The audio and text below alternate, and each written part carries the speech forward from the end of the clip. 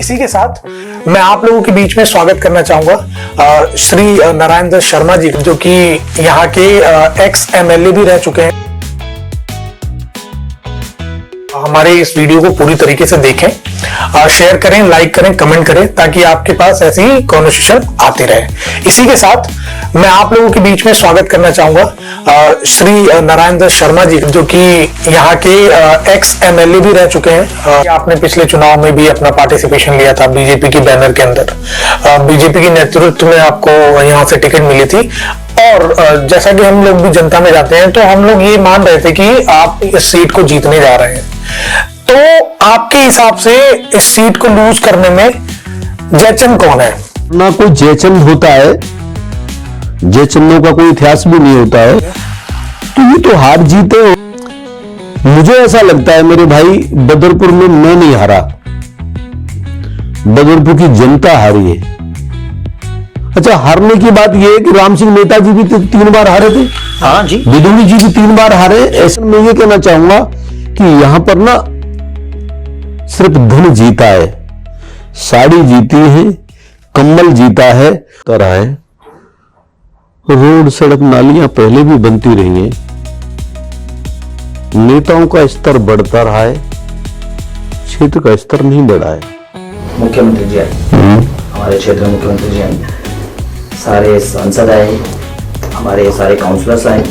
आपने कोई social media post नहीं डाला, आप वहां गए भी नहीं? देखिए, मैंने सोशल मीडिया पे पोस्ट डाली और मैं गया हूं। आप गए वहां पे? हाँ? आप स्टेज पे कहीं दिखे? नहीं, स्टेज उनका है, सांसद साहब का है, वो उनका, वो बुलाए नहीं। ये आप दूसरे की शादी में ओके। जैसे कि सर, हमारे सांसद जी हैं, हमारे क्षेत्र के, बदरपुर विधानसभा क्षेत्र के सांसद जी। तो जो हमारे पिछले सांसद रहे और जो हमारे ये सांसद जी हैं, इनसे संबंध आपके कैसे हैं और आपके पे क्या इम्पैक्ट है इन लोगों का? कोई नहीं चाहता इनमें से कि बाहर का कोई व्यक्ति या इनके परिवारों के अलावा कोई व्यक्ति इस बदरपुर में जनता की सेवा कर पाए। तो ओजोन की प्रॉब्लम खत्म क्यों नहीं हो पा रही है? मैंने यहां तक बोला है कि जिस एरिया के अंदर जो वोटर है वो तो ऑथराइज है, वो अपने वोट से पार्षद बनाता है, सांसद बनाता है, विधायक बनाता है, वो वोटर तो ऑथराइज है क्योंकि उसकी वोट नेताओं को है। लेकिन वो कॉलोनी अनऑथराइज है क्योंकि ओजोन में आती है। अगर ये कॉलोनी ओजोन में आती है, अनऑथराइज है, तो फिर वो नेताओं को वोट देकर चुन रहे, वो भी अनऑथराइज ही है। क्या इन दोनों नेताओं ने कभी इस ओजोन पर बात रखी है भाई?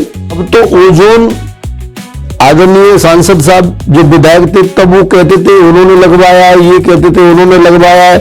अब तो लगवाने वाले और नहीं लगवाने वाले साथ में।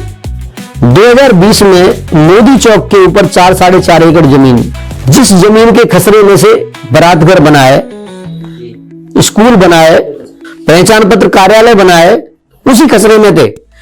वो तो सरकारी जमीन है और जो 4.5 एकड़ है वो प्राइवेट हाथों में चली गई, और वो भी 4.5 एकड़ जमीन 500 करोड़ रुपए की जमीन है।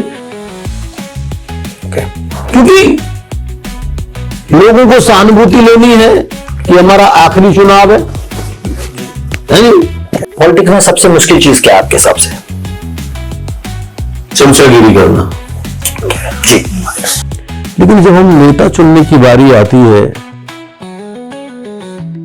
तो हम धन पर, दारू पर, साड़ी पर, कम्बल पर वोट देंगे तो इन युवाओं का भविष्य ऐसी अवधि में रहेगा।